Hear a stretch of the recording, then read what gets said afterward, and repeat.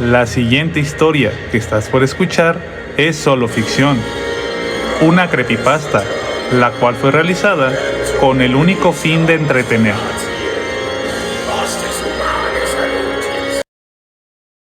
Devoradores de pecados. Un oscuro ritual del pasado. Entre los siglos XVI y XVI, circuló una intrigante leyenda sobre supuestos devoradores de pecados. Aparentemente, la historia se originó en Escocia y eventualmente se popularizó en otras partes de Europa. Este relato, envuelto en un halo de misterio, describe un peculiar ritual que involucra pan, pecados y un grupo de individuos dedicados a absorber las culpas ajenas. En aquella época, las familias tenían la costumbre de colocar un pedazo de pan sobre el pecho de aquellos seres queridos que agonizaban. El acto se realizaba como parte de una tradición muy arraigada, que requería dejar reposar el pan sobre el pecho del moribundo durante al menos 2 horas. O más tiempo, en caso de que el individuo hubiera perpetrado actos reprobables en perjuicio de la comunidad. Aunque, lo más inusual de la práctica radicaba en el siguiente paso. Cuando las familias contrataban a alguien para que consumiera el pan una vez que la persona falleciera. La tradición dictaba que debía ser un acto voluntario. Además, el individuo que aceptara llevar a cabo tan peculiar misión no debía estar bajo coacción o engaño. En todo momento debía saber la verdadera naturaleza del rito. Y es que, según las creencias, al colocar pan sobre el pecho del moribundo, sus pecados eran absorbidos por el alimento. Entonces, cuando alguien se ofrecía a consumir ese pan, los pecados se transmitían a la persona. Una vez completada la transferencia, el pecador quedaba libre de culpas y podía llegar al paraíso.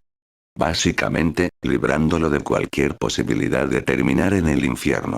El origen de los devoradores de pecados.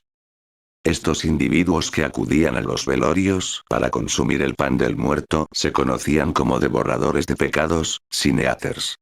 Un mote que reflejaba claramente la oscuridad y el tabú que suponían para la sociedad de la época dedicarse a este oficio.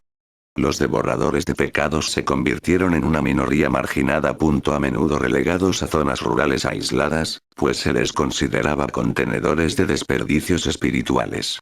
Los consideraban impuros y a menudo se les comparaba con leprosos, evitados como si padecieran alguna enfermedad contagiosa.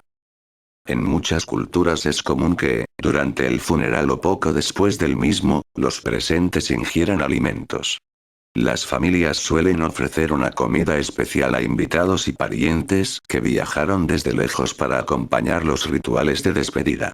Es una costumbre muy arraigada en territorios con influencia anglosajona. Individuos discriminados. No obstante, los devoradores de pecados nada tenían que ver con esa costumbre. Pues desempeñaban un papel oscuro en ciertos sectores del cristianismo.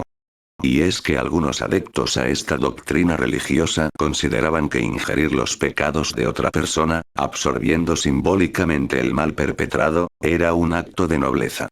Ciertos cristianos lo veían como un sacrificio de sí mismos, tal vez el más grande de todos.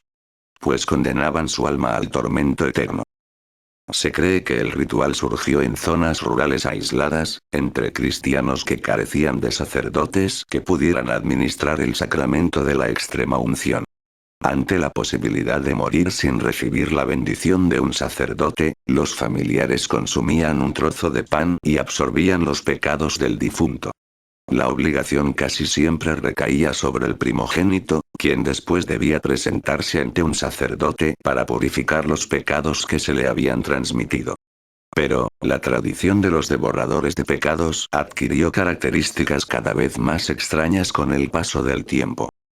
En territorio escocés, algunas comunidades tenían su propio devorador de pecados responsable por purificar el alma de aquellos que perecían. Generalmente elegían a un borracho, un vagabundo o incluso el loco del pueblo. Las restricciones impuestas a estos devoradores de pecados eran numerosas. Tenían prohibido ingresar al pueblo durante el día, tampoco se les permitía beber en las tabernas ni conversar con los niños. Decían que su saliva era venenosa y que una sola mirada podía causar penurias. El ritual de los devoradores de pecados. los obligaban a vivir en las afueras del pueblo, en humildes chozas, subsistiendo gracias a las limosnas y donaciones que recibían, más como una manera de mantenerlos alejados que por caridad. A pesar de su marginación, los devoradores de pecados desempeñaban un papel crucial cuando una persona importante estaba en el lecho de muerte. En esos momentos eran convocados y escoltados en la oscuridad de la noche hasta la morada del moribundo. Además de cerrar ventanas y puertas, las personas oraban mientras el devorador transitaba por el lugar. Se encendían velas y reinaba un silencio sepulcral en los pequeños pueblos. Una vez que llegaba a la casa del moribundo, el devorador iniciaba un singular ritual de purificación. Decían que algunos se bañaban con hierbas o bebían cierta sustancia fuerte como forma de preparación. Momentos después solicitaban un trozo de pan, una copa de vino, cerveza o incluso alguna fruta fresca. Colocaban este alimento sobre el pecho o la frente de la persona a la que purificarían de pecados. Si las condiciones lo permitían, instaban al moribundo a dar una mordida o sorbo al alimento como símbolo de esa transferencia de pecados.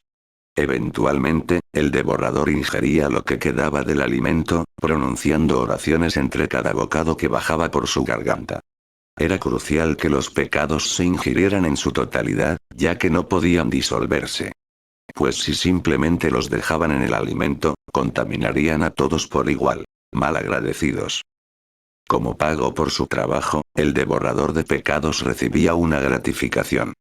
Generalmente limosna o algún objeto útil para su vida en el destierro. En ocasiones especiales, cuando el difunto era una persona importante, a los devoradores se les ofrecían auténticos banquetes. Sin embargo, tras consumir los alimentos, el devorador debía regresar a su lugar de retiro acompañado por algún familiar del difunto. Y no por consideración, sino para asegurarse de que no vomitara la comida pecaminosa, de lo contrario, las desgracias caerían sobre todos los presentes. Aunque la práctica se diseminó y mantuvo principalmente en Europa, no existe registro alguno de necrocanibalismo en las descripciones existentes. En este contexto, algunas culturas de África y Sudamérica adoptaron el necrocanibalismo o endocanibalismo como una forma de aliviar los pecados del muerto. Aunque, a diferencia de los devoradores de pecados, aquí se cocinaba y consumía una parte del cadáver como método de purificación. Las familias lo hacían para asimilar la pérdida del ser querido. Prohibidos por la Iglesia. A lo largo de los siglos, los devoradores de pecados se popularizaron en varios lugares, satisfaciendo las necesidades de aquellos que fallecían de causas naturales. Esta práctica se extendió por Escocia, Inglaterra, Irlanda, Francia e incluso llegó a los Países Bajos y Alemania. Sin embargo, pese a su popularidad entre ciertos sectores, los devoradores de pecados siempre fueron vistos con recelo por la Iglesia Católica. Su falta de afiliación dentro de la jerarquía eclesiástica y la carencia de formación teológica chocaban directamente con las enseñanzas del cristianismo. Y es que, según esta doctrina, una persona solo recibe la absolución de sus pecados a través del arrepentimiento, la confesión y la penitencia. Todo bajo la guía de un sacerdote. En el siglo XVII, un consejo de obispos se pronunció oficialmente sobre el tema, estableciendo que la práctica de los devoradores de pecados, así como la creencia en ella, constituía un pecado en sí misma y no purificaba el alma. Tras esta resolución, los devoradores de pecados se desvanecieron paulatinamente. En el siglo XIX solo unas pocas comunidades aisladas mantenían la costumbre. Actualmente, algunos migrantes que se asentaron en las Apalaches, en Norteamérica, mantienen esta peculiar tradición. Si llegaste hasta esta parte, gracias por ver el video. Apóyanos dejando un me gusta. Asimismo, si te gusta nuestro contenido, apóyanos con una suscripción para poderte traer nuevas creepypastas.